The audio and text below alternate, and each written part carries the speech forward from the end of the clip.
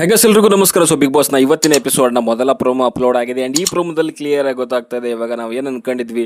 So ಅದೇ ರೀತಿಯಲ್ಲಿ ಇವಾಗ ಸೀಕ್ರೆಟ್ ರೂಮ್ ಕಾನ್ಸೆಪ್ಟ್ ಅನ್ನೋವಂಥದ್ದನ್ನು ಸೊ ಆಲ್ಮೋಸ್ಟ್ 9 ಸೀಸನ್ 8 ಸೀಸನ್ ಆದಮೇಲೆ ಮತ್ತೆ ಬಂದಿರುವಂಥದ್ದು. ಸೊ ಲಾಸ್ಟ್ ಟೈಮ್ 4ನೇ ಸೀಸನ್ 3ನೇ ಸೀಸನಲ್ಲಿ ನಡೆದಿದೆ ಅಂತ ಅನ್ಸುತ್ತೆ. ಸೊ ಅದಾದಮೇಲೆ ಇವಾಗ ಮತ್ತೆ ಸೀಕ್ರೆಟ್ ರೂಮ್ ಕಾನ್ಸೆಪ್ಟ್ನ ತೊಗೊಂಡು ಬಂದಿದ್ದಾರೆ.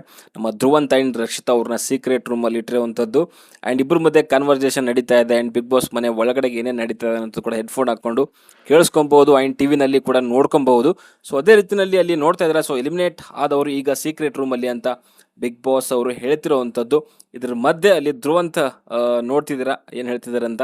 ಸೊ ಈಗ ನನ್ನ ಬಗ್ಗೆ ನಿನ್ನ ಬಗ್ಗೆ ಸೊ ಮಾತಾಡೋದು ಇಲ್ಲಿ ಈಗ ಗೊತ್ತಾಗುತ್ತೆ ಅನ್ನೋ ರೀತಿಯಲ್ಲಿ ಸೊ ಧ್ರುವಂತ ಹೇಳ್ತಿರುವಂಥದ್ದು ಆ್ಯಂಡ್ ಅಲ್ಲಿ ಹೊರಗಡೆ ಏನೇನು ಮಾತಾಡ್ತಿದ್ದಾರೆ ಸೊ ಅದನ್ನು ತೋರಿಸ್ತಾ ಇದರಲ್ಲಿ. ಸೊ ಏನೇನು ತೋರಿಸ್ತಾರೆ, ಎಷ್ಟೆಷ್ಟು ತೋರಿಸ್ತಾರೆ, ಓನ್ಲಿ ನೆಗೆಟಿವ್ನೇ ತೋರಿಸ್ತಾರೆ ಅಥವಾ ಪಾಸಿಟಿವ್ನು ತೋರಿಸ್ತಾರೆ ಅನ್ನೋದು ಮುಖ್ಯ ಆಗುತ್ತೆ, ಅಥವಾ 24/7 ಲೈವಲ್ಲೇ ಇರುತ್ತೆ ಅನ್ನೋಂಥದ್ದು ಕೂಡ ಮುಖ್ಯ ಆಗುತ್ತೆ.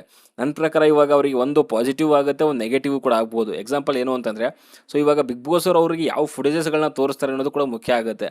ಸೊ ರಕ್ಷಿತಾ ಬಗ್ಗೆ ಒಳ್ಳೆಯದೇ ತೋರಿಸಿದ್ರೆ ಏನಾಗುತ್ತೆ ಅಂದರೆ ಸೊ ಎಲ್ಲರೂ ಒಳ್ಳೆಯವರು ಅಂತ ಅವಳು ತಿಳ್ಕೊಂತಾಳೆ, ಅಥವಾ ನೆಗೆಟಿವೇ ತೋರಿಸಿದ್ರೆ ಸೊ ಆ ವ್ಯಕ್ತಿಗಳು ಯಾರ್ಯಾರ ಬಗ್ಗೆ ನೆಗೆಟಿವ್ ಆಗಿ ತೋರಿಸಿರ್ತಾರೆ ಸೊ ಅವ್ರು ನೆಗೆಟಿವ್ ಆಗೇ ಇದ್ದಾರೆ ಅಂತ ಹೇಳ್ಬಿಟ್ಟು ಒಳಗಡೆಗೆ ಹೋಗಿ ಸೊ ಅವ್ರ ವಿರುದ್ಧ ಸೊ ರೊಚ್ಚಿಗೆಳುವಂಥ ಸಾಧ್ಯತೆಗಳು ಕೂಡ ಇರುತ್ತೆ. ಇದೆಲ್ಲ ಬಿಗ್ ಬಾಸ್ ಕೈಲೇ ಇರುವಂಥದ್ದು. ಸೊ ಬಿಗ್ ಬಾಸ್ ಅವರು ಯಾರನ್ನ ಯಾವ ರೀತಿಯಲ್ಲಿ ಬೇಕಾದರೂ ಒಂದು ರೀತಿಯಲ್ಲಿ ಚೇಂಜ್ ಮಾಡ್ಬೋದು. ಸೊ ಅದು ಬಿಗ್ ಬಾಸ್ ಆಟ ಅಂತಲೇ ಹೇಳ್ಬೋದು. ಓಕೆ, ಸೊ ಇಲ್ಲಿ ಚೈತ್ರ ಹೇಳ್ತಿದ್ದಾರೆ, ಸೊ ಅಲ್ಲಿ ಕೇಳಿಸ್ಕೊಂತಿರುವಂಥದ್ದು ಅವಳದು ಒಂದೇ ಪ್ರಾಬ್ಲಮ್ ಏನು ಅಂತಂದರೆ ತುಂಬ ಕನ್ಫ್ಯೂಸ್ಡ್ ಆಗಿದ್ಲು ಅನ್ನೋ ರೀತಿಯಲ್ಲಿ ಹೇಳ್ತಿದ್ದಾರೆ. ನನಗೇನು ರಕ್ಷಿತಾ ಅಷ್ಟೇನು ಕನ್ಫ್ಯೂಸ್ಡ್ ಆಗಿದ್ದು ಅಂತ ಅನಿಸ್ಲಿಲ್ಲ. ಕೆಲವು ವಿಚಾರದಲ್ಲಿ ಎಮೋಷ್ನಲ್ ಆಗ್ತಾಳೆ, ಕೆಲವು ವಿಚಾರದಲ್ಲಿ ಸುಮ್ಮನೆ ಕಿರ್ಚಾಟ ಮಾಡ್ತಾಳೆ. ಬಿಟ್ಟರೆ ನನ್ನ ಪ್ರಕಾರ ಅವಳು ಪಕ್ಕಾ ಟ್ರ್ಯಾಕಲ್ಲೇ ಇದ್ದಾಳೆ. ಸೊ ಏನು ಮಾಡಬೇಕು ಒಂದು ಶೋಗೆ ಅಂತ ಅವಳಿಗೆ ಕ್ಲಿಯರಾಗಿ ಗೊತ್ತಾಗ್ತಾ ಇದೆ ಆ್ಯಂಡ್ ಆ ಒಂದು ಟ್ರ್ಯಾಕಲ್ಲೇ ಇದ್ದಾಳೆ ಅಂತ ನನಗನ್ಸುತ್ತೆ.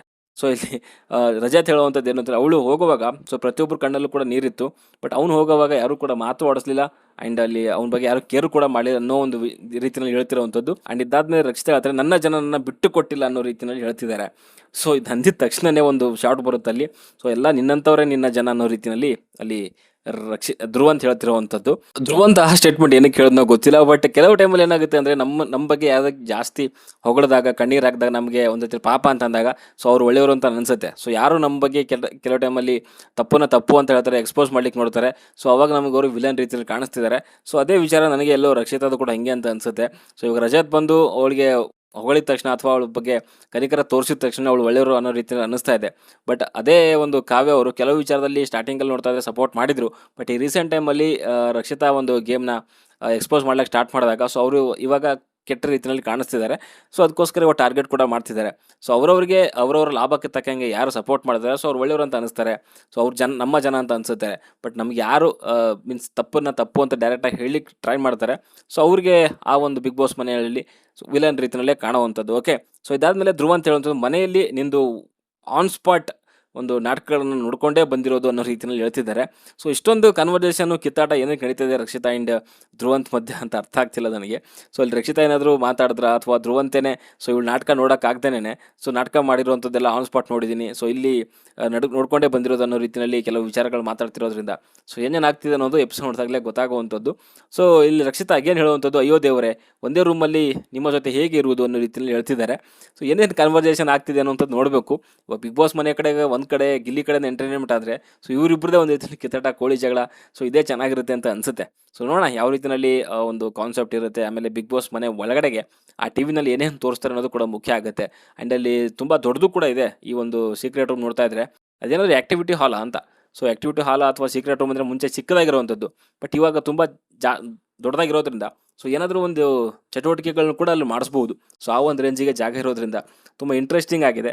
ಸೊ ಮುಂದೆ ಹೋಗ್ತಾ ಗೊತ್ತಾಗುತ್ತೆ ಸೊ ಯಾವ ರೀತಿಯಲ್ಲಿ ವರ್ಕ್ ಆಗುತ್ತೆ. ಆಮೇಲೆ ಎಷ್ಟು ದಿನ ಅವ್ರನ್ನ ಒಳಗಡೆ ಇಡ್ತಾರೆ ಅನ್ನೋವಂಥದ್ದು ಕೂಡ ನೋಡಬೇಕು. ಆಮೇಲೆ ಹೊರಗಡೆ ಬಂದಾದಮೇಲೆ ಸೊ ಅವರಿಬ್ಬರು ಹೇಗೆ ರಿಯಾಕ್ಟ್ ಮಾಡ್ತಾರೆ ಅನ್ನೋವಂಥದ್ದು ಕೂಡ ನೋಡಬೇಕು. ಆ್ಯಂಡ್ ಇಡೀ ಮನೆ ಸೊ ಹೇಗೆ ರಿಯಾಕ್ಟ್ ಮಾಡುತ್ತೆ ಅನ್ನೋದನ್ನು ಕೂಡ ನೋಡಬೇಕು. ಆಮೇಲೆ ಒಂದಂತೂ ಹೇಳಬಲ್ಲೆ, ಸೊ ಇವರಿಗೆ ಒಂದು ಬೆನಿಫಿಟ್ ಆಗ್ಬೋದು ಅಥವಾ ಸೊ ಅದು ನೆಗೆಟಿವ್ ಕೂಡ ಆಗ್ಬೋದು ಅಂತ ನನಗನ್ಸುತ್ತೆ. ಯಾಕಂತಂದರೆ ಬಿಗ್ ಬಾಸ್ ಅವರು ಏನು ಅವ್ರನ್ನ ಇವಾಗ ಪೋರ್ಟ್ರೇ ಮಾಡ್ತಾರೆ ಒಳಗಡೆ ಇರುವಂಥ ಕಂಟೆಸ್ಟೆಂಟ್ಗಳಿಗೆ ಅವ್ರ ಮೇಲೆ ಬಿಟ್ಟಿರುವಂಥದ್ದು.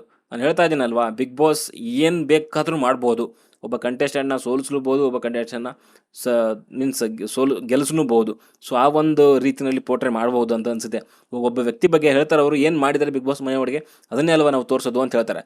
ಹೌದು, ನೀವು ಅದನ್ನೇ ತೋರಿಸ್ತೀರಾ, ಬಟ್ ಒಬ್ಬ ವ್ಯಕ್ತಿನಲ್ಲಿ ಮೀನ್ಸ್ ನೆಗೆಟಿವ್ ಇರುತ್ತೆ, ಪಾಸಿಟಿವ್ ಇರುತ್ತೆ.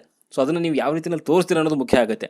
ಒಬ್ಬ ವ್ಯಕ್ತಿ ಬಗ್ಗೆ ಇವಾಗ ಪಾಸಿಟಿವೇ ತೋರಿಸ್ತಾ ಹೋದರೆ ಅವ್ನು ಒಳ್ಳೆಯವನಾಗ್ತಾನೆ, ಸೊ ನೆಗೆಟಿವೇ ತೋರಿಸ್ತಾ ಹೋದರೆ ಸೊ ಅವ್ನು ಕೆಟ್ಟವನಾಗ್ತಾನೆ. ಆ್ಯಂಡ್ ಇವಾಗ ಸೀಕ್ರೆಟ್ ರೂಮ್ ವಿಚಾರ ಅಂತ ಬಂದಾಗ ಸೊ ಇವರಿಬ್ಬರಿಗೂ ಕೂಡ ಯಾವ್ಯಾವ ವ್ಯಕ್ತಿಗಳ ಬಗ್ಗೆ ಯಾವ್ಯಾವ ರೀತಿಯಲ್ಲಿ ಇವರು ತೋರಿಸ್ತಾರೆ ಅನ್ನೋದು ಕೂಡ ಮುಖ್ಯ ಆಗುತ್ತೆ. ಅದಾದಮೇಲೆ ಇವರು ಒಳಗಡೆ ಹೋದಾದ್ಮೇಲೆ ಸೊ ಹೇಗೆ ರಿಯಾಕ್ಟ್ ಮಾಡ್ತಾರೆ ಅನ್ನೋಂಥದ್ದು ಕೂಡ ನೋಡಬೇಕಾಗತ್ತೆ ಅಂತ ನನಗನ್ಸುತ್ತೆ.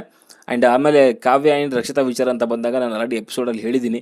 ಸೊ ಯಾವ್ಯಾವ ವಿಚಾರಕ್ಕೆ ಇಲ್ಲಿ ಕಾವ್ಯಗೆ ಟಾರ್ಗೆಟ್ ನಡೀತಾ ಇದೆ, ಹೊರಗಡೆಗಾದರೂ ಆಗಿರ್ಬೋದು, ಮನೆ ಒಳಗಡೆಗೆ. ಇವಾಗ ಅಲ್ಲಿ 3 ಜನ ಅಲ್ಲಿ ರಕ್ಷಿತಾ ಬಗ್ಗೆ ಒಂದು ರೀತಿಯಲ್ಲಿ ಕನಿಕರ ತೋರಿಸಿದಾದ್ಮೇಲೆ ಉಳಿದವರೆಲ್ಲರೂ ಕೂಡ ತೋರಿಸಿಲ್ಲ ಅಂತಂದಾಗ ಒಂದು ರೀತಿಯಲ್ಲಿ ಅವರು ವಿಲನ್ ರೀತಿಯಲ್ಲೇ ಕಾಣಿಸ್ತಾರೆ.